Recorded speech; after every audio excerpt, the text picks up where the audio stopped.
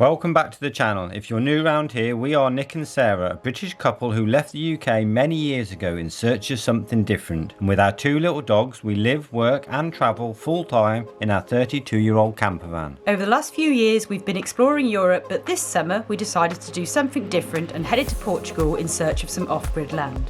In last week's vlog, we travelled back to our base in Andalusia to prepare our van for the upcoming winter adventure. Good morning guys and welcome back to the channel. And forgive us for our awkwardness, just in case we are awkward, because we haven't actually picked up the camera for 2 weeks since we got back from Portugal, which is a long time. We're all nervous now, aren't we? We need to learn how to vlog again.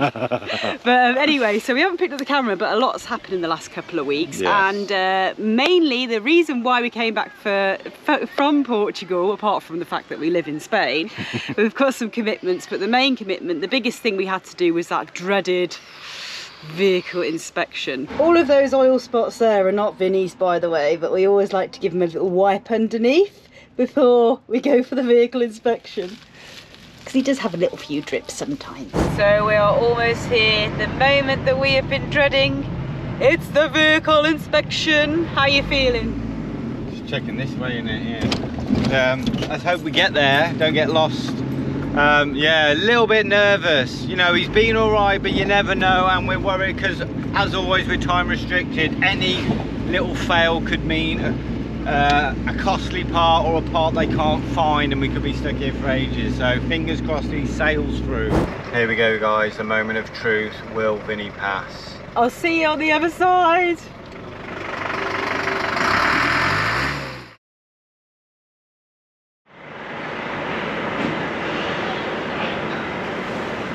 Oh, here he is, he's been through, he's out the other end. It's the nervous wait, isn't it now? The nervous wait to find out what's going to be happening.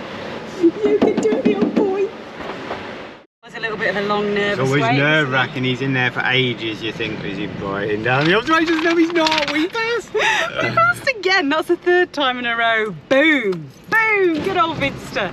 See, this is why we can't be getting a new van, because this one's just blinking amazing. He must have heard what you were saying about getting a new van. He's like, I'm not going to let him down. No, he's looking gleaming. He's looking gleaming inside and out now. Yeah, he may be small and he may be old, but he's our little champion. Here it is, Willy Wonka's golden ticket. Not quite, well, actually, just as good, if not better. It's another 6 months for Vinster. He just keeps on passing, doesn't he? I think that's the third time we've gone and he's passed first time. No observations. No observation. Well, the only observation was our solar panels. He mentioned those, didn't write it down. He mentioned those, even though they've been on the roof for the last like 5 years. But yeah, he probably thought, this 32-year-old van, I have to say something. Can't just let them get through scot-free. Yeah, basically what the guy meant with the solar panel is it's not in like our technical document. So for example, we've got a tow bar on the back that is like an added extra that's in the document. We've also got like the gas to power the kitchen, that's in the document, and also low wattage electric, stuff like that. Because the solar panel is something we've added, it's supposed to officially be added to the technical document, but it's been on there for 5 years and no one said anything, so we can just take it off if need be. And that is why we haven't got the light bar up. If you've been following us for a while, when we were back in the UK, we got some awesome light bar kits, spotlights, the whole shebang. Yeah. And when we got back to Spain, we did some digging and found out legally we can't have them on without going through a process. You have to go to a company and get a reform company, and they just write out this technical basically document. You have to pay money to do anything like that, don't you? But anyway, let's stick, oh no, we can't stick this on. This has got to go in the window, but our window's filthy and we didn't bring any glass cleaner. No. So we need to go and clean the van, and we're also actually treating Vinny to some new filters and stuff. Yeah, which we're late to do, so we're going to head to the mechanics now, get his oil and filter changed because it's about time, and then we'll tell you what else we've done.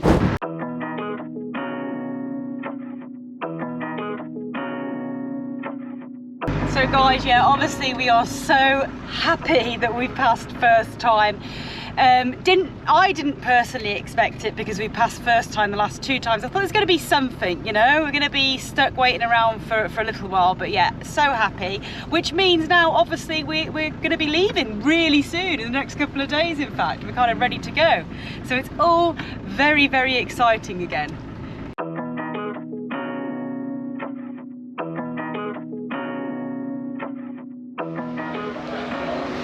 Yeah, we actually came here before the ITUV because we were going to get the filters and all that sort of stuff done before the mechanical vehicle inspection.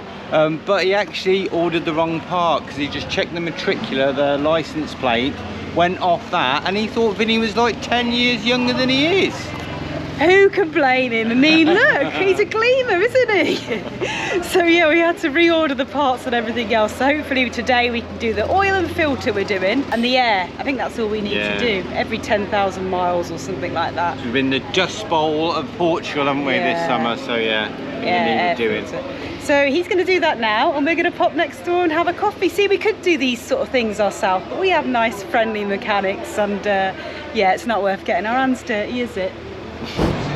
I can't believe this. I know that you can see that, guys. There's rain falling on the table. It's rain? What is this water falling from the sky? And it's sunny as well. Oh, it's weird, isn't it? Big raindrops. We always get so excited this time of year. The first rain in months and months and months. So yeah, it's really handy coming to this mechanics, which we've actually changed our usual mechanic.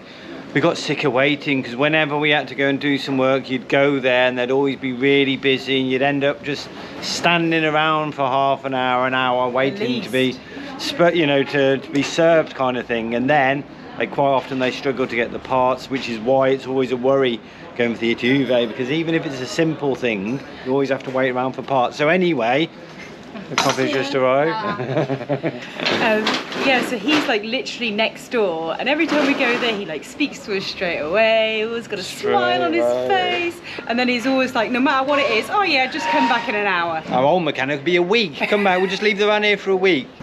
Cheers, folks. Are we supposed to drive it off the ramps? He's finished, but I don't know about you driving it off the ramps. There seems to be a lot of activity going on behind me.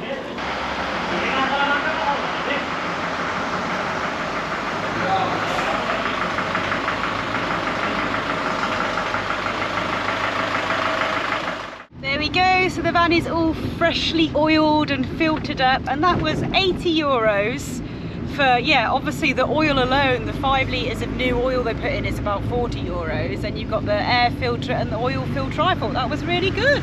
I don't even think he charged us to do it, kind of thing. That was the price of the materials. He's such a nice man as well, always smiling. Very nice man. So anyways, yes, so the van is perfect.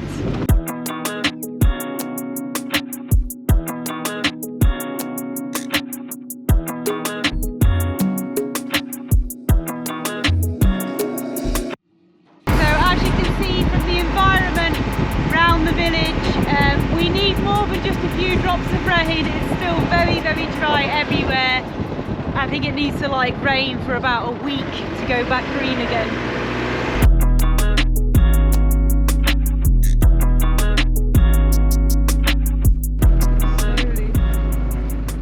They're cute, aren't they? They're cute, that's why I don't eat steak.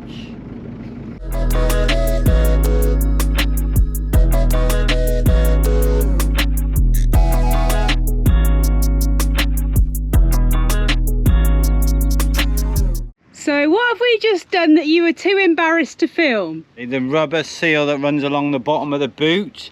We've got an issue with it because that bit was really bad for rust. So over the years we've sort of fixed it with the fiberglass filler stuff. So we filled it with that, which made it too big, so the rubber has been struggling to stay on. So the only way to get it to stay on is to tape it. White tape all the way along there to basically hold this on, because this just came off the bottom. I mean, it's all right, isn't it? The van's going to let water in this winter anyway. It does in several places. It's inevitable. We can't stop that. So we just yeah, botch it up. Yeah. Does the job. And also, have you noticed the ladder?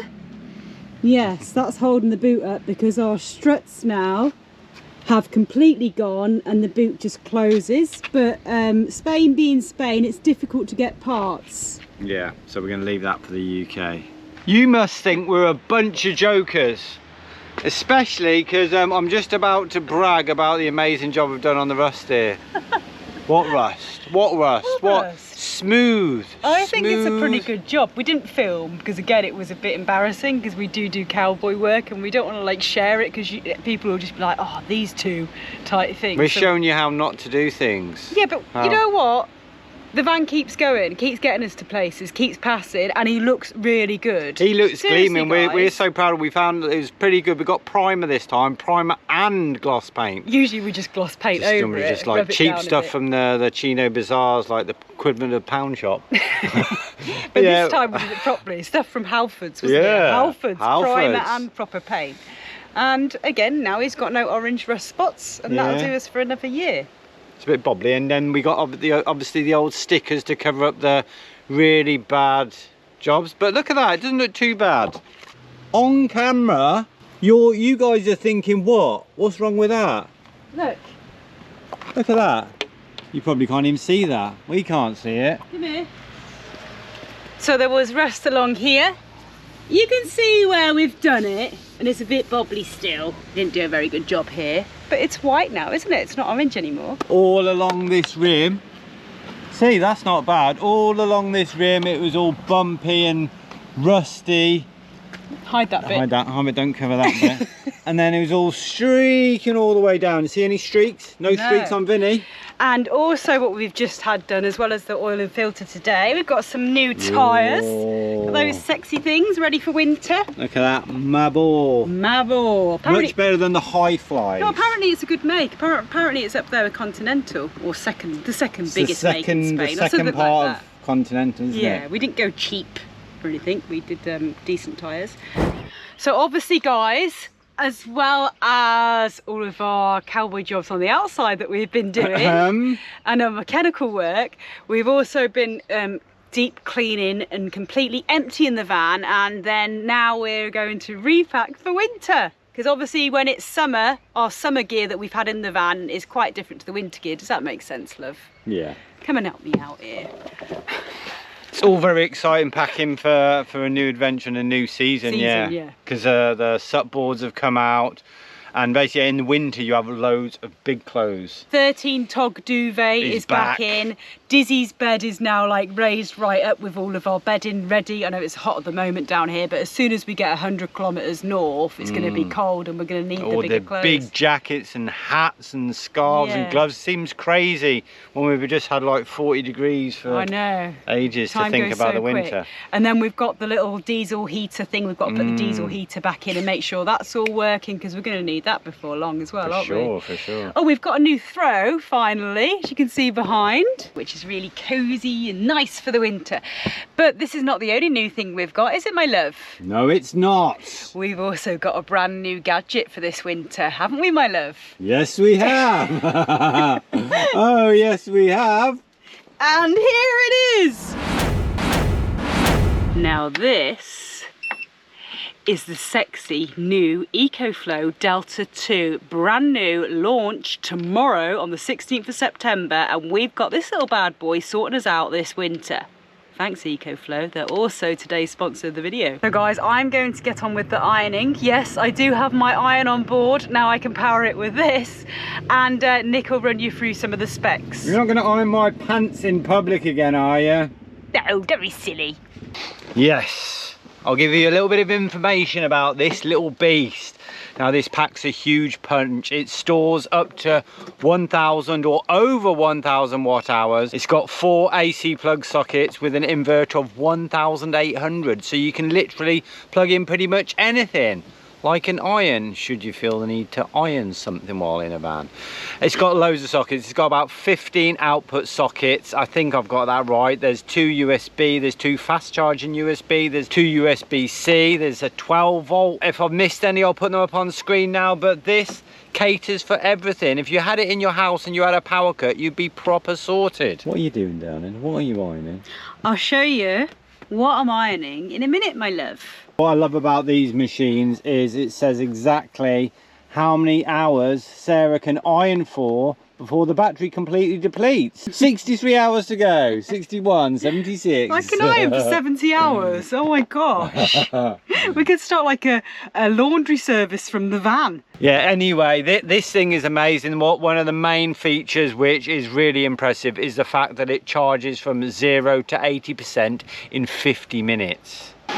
Look how quick that is charging. 37%, it says it's only going to take 47 more minutes to fully charge. 1,200 watts going in. And listen to it, sounds like it's going to take off, right? In a good way. So also with these, which we think is brilliant, is there's no big like adapter box. Is it called an adapter box? Power pack or power something. pack, yeah. So other power stations we've used, some of them are like the size of bricks, which is just crazy. This is just one cable bringing in all that power plugged into the wall. So Nick doesn't actually know yet, but I am taking my full-size sewing machine in the van with me this time. Whoa! Yes, I am, because I've made a compromise by bringing my tiny little iron, so I'm allowed to bring my full-size sewing machine. And obviously this thing is going to just power everything we need. And what else could I bring then? In fact, I could bring loads more things, couldn't I?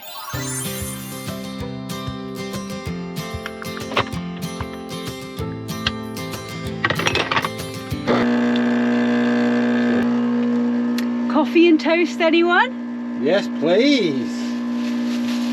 All that toast? What's that in that bag? What is that? To be fair, we haven't really got much bread at all. In fact, this is the only bread we have. Looks so like the ducks are missing out today. And the toaster and the coffee machine is running at the same time. I mean, that's some serious power, right? That's crazy. 1,685 watts with the both of them. Wow. But it's powering them. We're making breakfast with a coffee machine and a toaster in our van. This is so cool. Almost forgot to mention they've even got an app that you can download and access your power station via Bluetooth or Wi-Fi and check out what's going on with it, inputs, outputs and all that sort of jazz. So it's pretty cool. So we may be messing about with our toast, but we're not messing about with our Marmite. That's a serious bit of Marmite. Getting through it, we did have a year's supply. Thank you very much if you were the one that sent us that year's supply. It was quite a while ago. Thank you for sending it, but it didn't last a year. So we need another year's supply. That was lovely. I'm still hungry. Typical. Look how lightweight that is as well. 12 kilos, isn't it? 12 kilos, that's it. Not bad for that much power. Look, this could be the little kitchen up here. I think fits up here perfectly. I don't think Nick mentioned either, you can charge this up, not just through the mains really, really quickly, but you can also charge it up while you're driving through the 12-volt plug. A really good piece of kit. So guys, if you're interested in getting your hands on one of these EcoFlow Delta 2 or any of the other EcoFlow products, all of the information you'll need will be in the description box, as well as the links you'll need. And I mean, we're pretty happy with this. We really recommend it, and it's going to be great getting us through the winter having one of these on board. And guys, just in case you were wondering what I was ironing before, I wasn't doing Nick's pants, even though I will be doing Nick's pants, because they do get rather No, she won't. Don't take her seriously. Yeah, I was just doing some little patches for the chairs, because I noticed the other day we've got a few rips. Oh no. Yeah, so I'm just going to sew another patch over the top. So I was just ironing them ready to just stitch on. There you go. You're right, Diz. You're on one of me patches.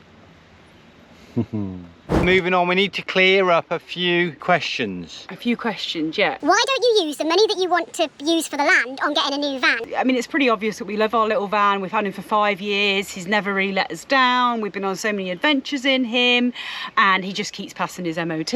And we've got a van, so why would we get a new van? Yeah, that's the main thing. He's part of the family as well. He's not just a van, he's one of the members of the family, isn't he? Yeah. But he's old and he's small and you should have more space and that sort of thing. But we've managed him for 5 years, and it's not really an issue for us. And the fact that he's small and old is actually quite beneficial as well, isn't it? Well, the fact that he's small, old, I don't know how beneficial that is. Because everything, you know how everything works. You can just botch him up. Yeah, it's not electric. He's not a computer. He's very, you know, mechanical. So when things go wrong, we can just it. generally fix him ourselves. The only time we struggle with the size of the van, in my opinion, is when it's really hot. I know you guys thinking we live in southern Spain, so it's always really hot, but I'm talking like over 35. We can handle most temperatures, but when it gets really hot, we all get a bit grouchy, the dogs get restless, we get restless, you all sweat, you're trying to move around, shuffle things around, there's not a lot of floor space, Yeah, so it's true. that's the only time we think, oh, we wouldn't mind somewhere with a bit more space. In the winter time, you know, it's nice to have a small So van, it's cosy, cosy, yeah. and you can heat a small van really easily as well. And of course, having a small van means that you can go anywhere, anytime, without worrying about it. Because we would have gotten some really, well, we have gotten some sticky situations, but managed to get out of them because Vinny's so small, because he's the size of a car, so you can do 3 or 6 point turns on the edge of a cliff, for instance. The amount of times that we would have got stuck. Our own village, for example, you're not allowed to bring motorhomes, or is it over 3.5 or whatever, into the main area because the roads are so narrow. If we had a bigger van, we wouldn't be able to park anywhere near our house. We'd have to park like on the outskirts of the village. Yeah. So basically what we're saying is, while we've got our little van and while he doesn't let us down, we're keeping him. Yes. But having said that, we have got money put aside for if anything does happen to this van, because we won't be without transport for taking us travelling, and you know, we need a car. Worst comes to worst and we do have to replace Vinny, we've got that put aside. The land money that we were going to use to invest in a small piece of land, separate, change. it's kind of separate, so that's why we're not buying a new van right now. So darling, what do you want to go and get some land for? Okay, so loads of people have asked, Why are we looking at land? Why complicate things? Why do you want to get land? right, okay, so I've always wanted to get land. Like, it's not just a recent thing, it was always like a dream of mine for, like, in the future I'd like to settle down and grow my own food and own my own trees. Secret tree hugger, this one. We still want to do a lot of travelling, we keep saying this, and we still will do a lot of travelling while we can travel. But what if all of a sudden we can't travel again? I mean, it could happen, it happened before, and it is getting more difficult, isn't it? Price of fuel and everything else, food prices are just going up. I mean, the world's going crazy. So we kind of thought that now would be a good time to sort of invest in getting somewhere for when we kind of need it. I just wanted to get land to hang some hammocks up. We've got nowhere on our roof terrace to hang any hammocks.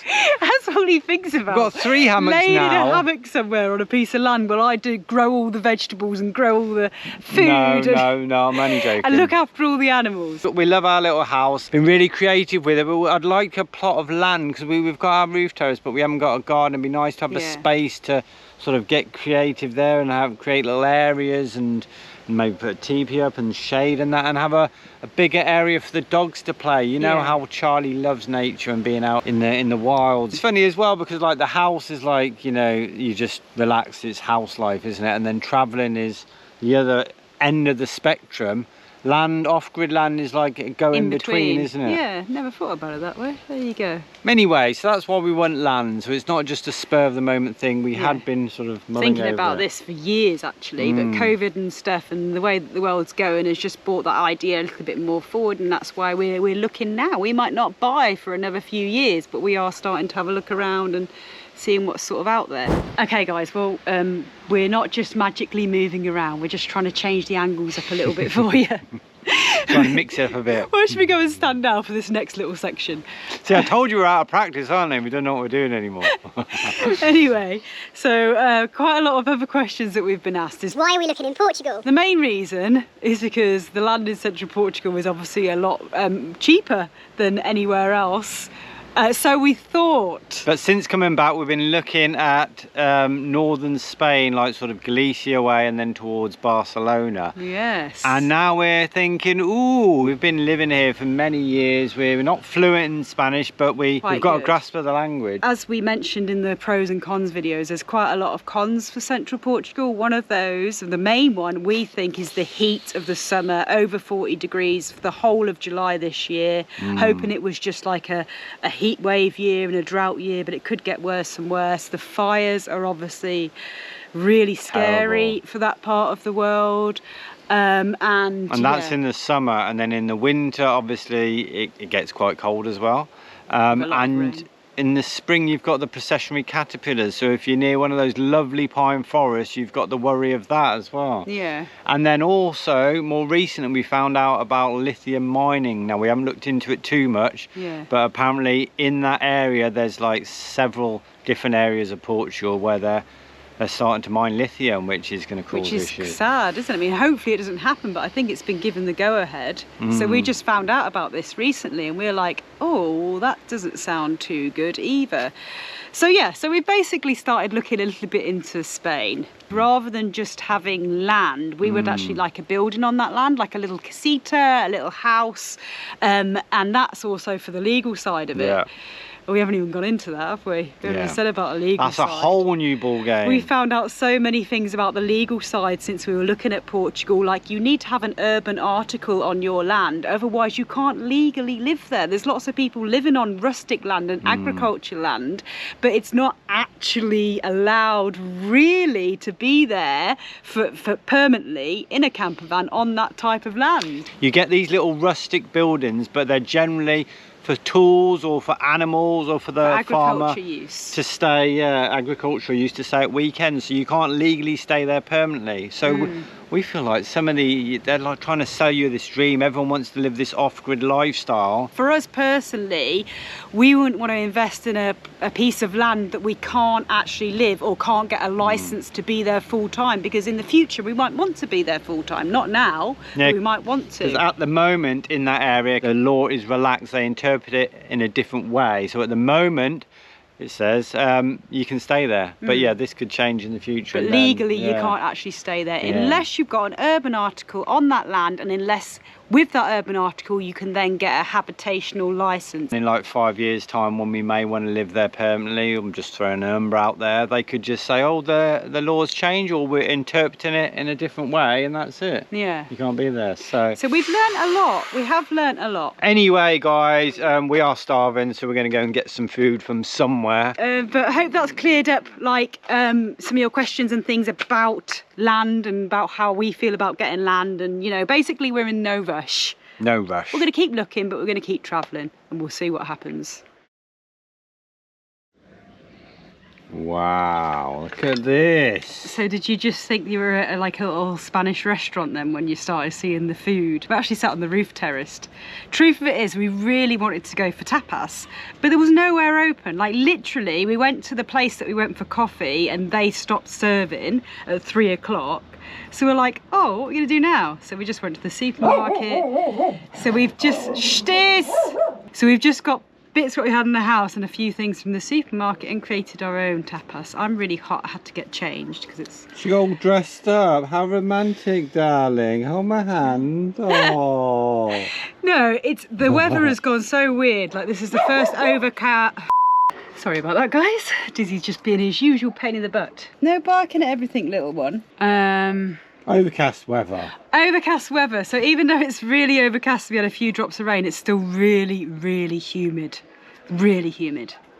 Anyways, do you want me to run you through what we're having? Go on then. Right. So this is leftover lentil bolognese. We've got a little cocktail of olives. We've got Candy spicy olives. garlic mushrooms. We've got empanadas. We've got little croquettes. We've got mussels. That's just obviously beetroot. We've got little pancakes, tuna, onion and tomato pancakes. Obviously a salad, some breadsticks, and that's it, and fresh bread. See, that's another thing that Spain has over Portugal. Although Sarah has prepared this lovely tapas, Spain has tapas, nowhere else does. And we love going out for tapas. Yeah, we do love going out for tapas. That's why I really fancied it today.